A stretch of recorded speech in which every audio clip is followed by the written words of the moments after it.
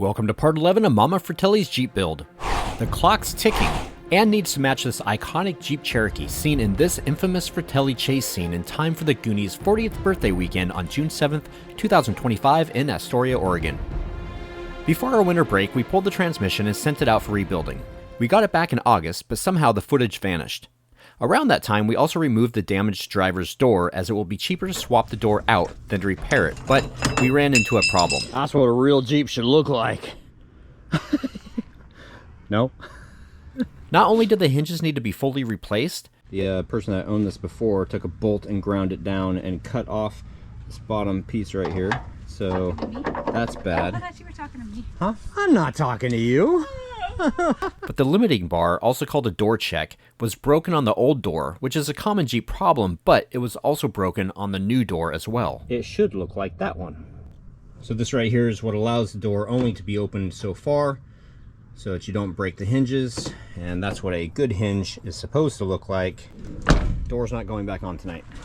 I hope no raccoons decide to inhabit Anne.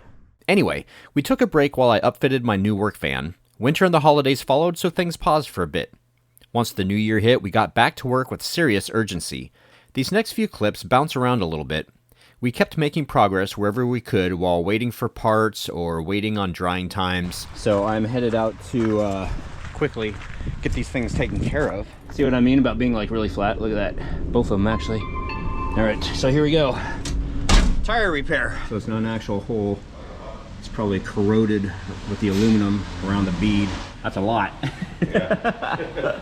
So I'm at a company called Unique Tires and Wheels here in Lakewood. The awesome thing about this company is it's privately owned. It's kind of like what I do, but only it's their shop. So they don't have to worry about dealing with what like the big corporations do. Most of those will not touch a tire if it's older than 10 years. And it's just liability problem or whatever, right? But I told these guys, it's like, you know something, this isn't even rolling.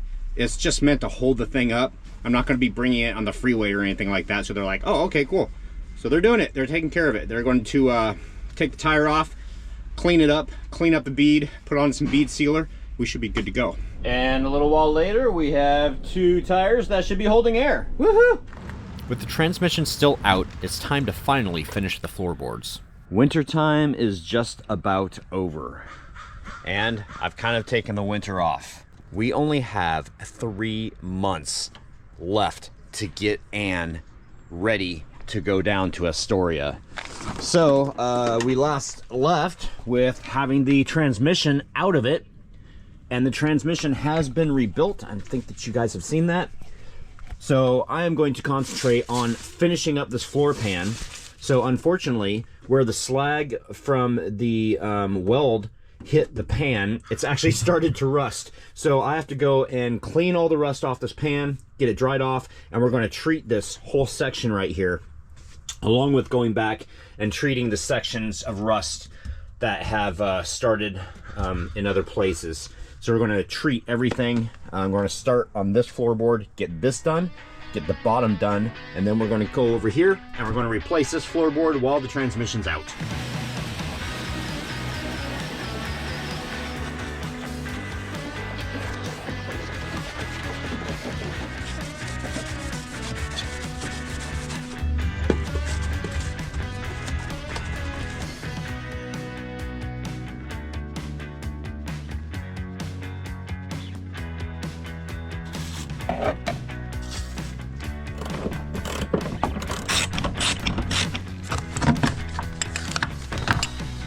Last little bit of carpet coming out of it from the front with a factory plastic still attached to it.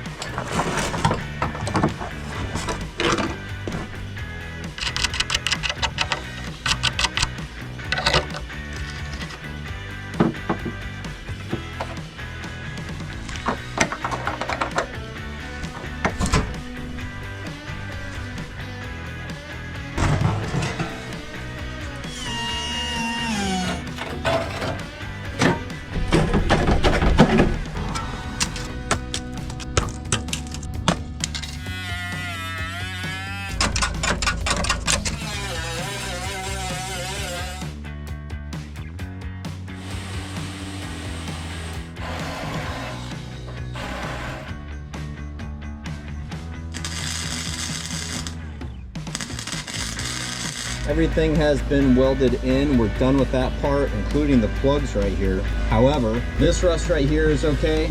This stuff right here, way too thin. So we're going to cut this out and put a plate on it.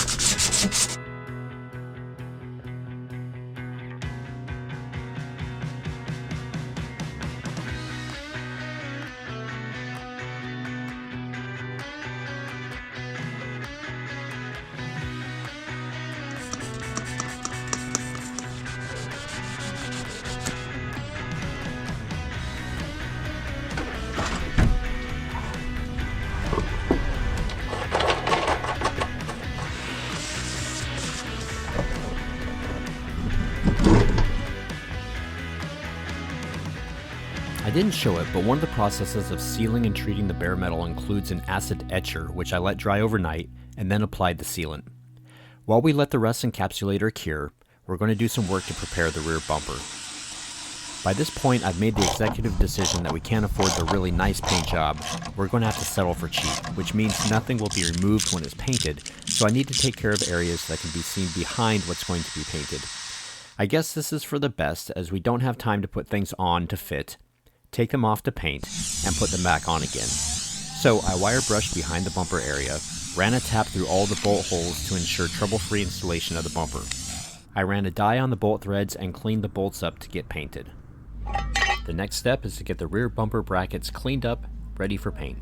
I had purchased this bumper a long time ago, and I didn't even take it out of the package, because if I had, even though it says right there, without guard holes, it still has the guard holes, which is what these are. Those are the guards. And it's not supposed to have those holes on it.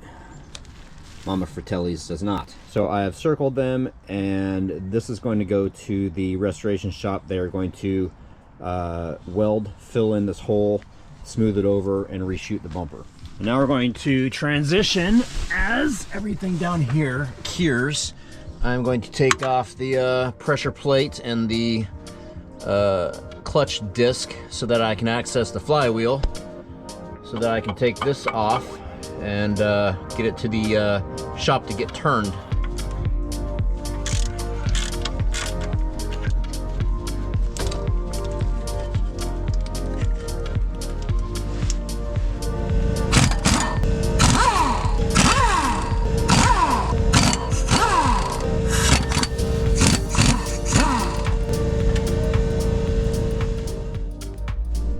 Well, I didn't film it, but I had the flywheel turned. Look at that. So you guys can see that I cleaned up the bracket, and this is what it looks like once it's done. Look at that.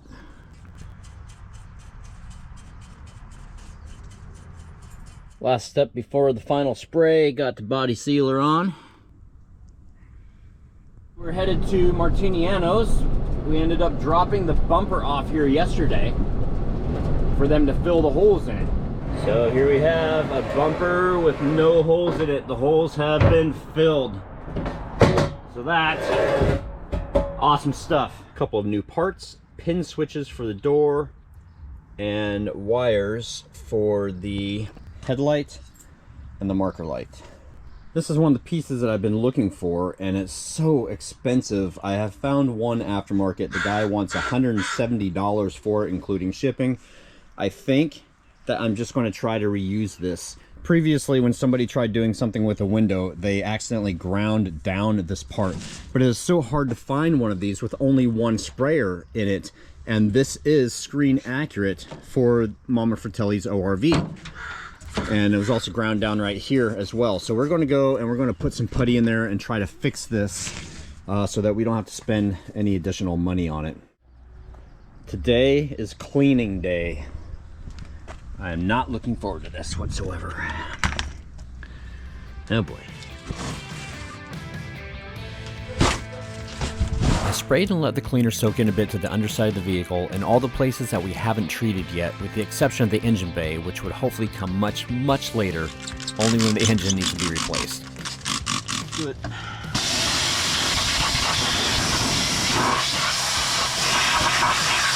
I sprayed down the underside of the vehicle, the transfer case, and the inner windshield wiper cowl.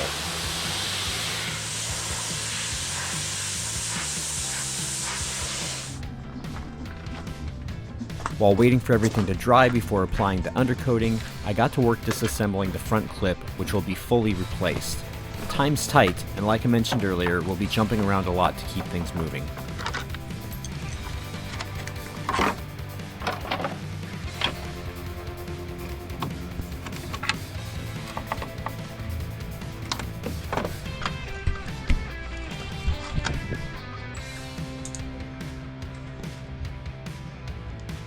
All right, even though it is rainy and windy, I'm still going to try and do this today. All right, well, here we go. No time like the present.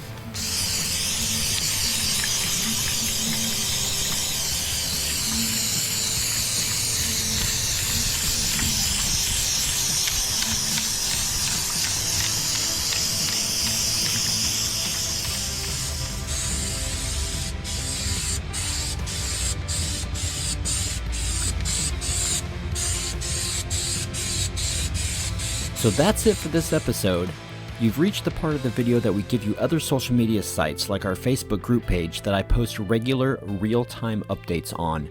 We also post on Insta and TikTok. Thank you so much to Josh Bryant for supporting our build on Patreon. We have cool perks like merchandise, a monthly photo, early access to video releases, and more. Don't want to commit to Patreon? That's okay.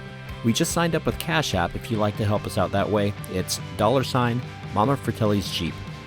Time's running out and we'd really like to get a sunroof for Anne, but lack the funds to do so. Your help means everything, because why? Goonies never say die, because it's our time. We'll see you in the next video.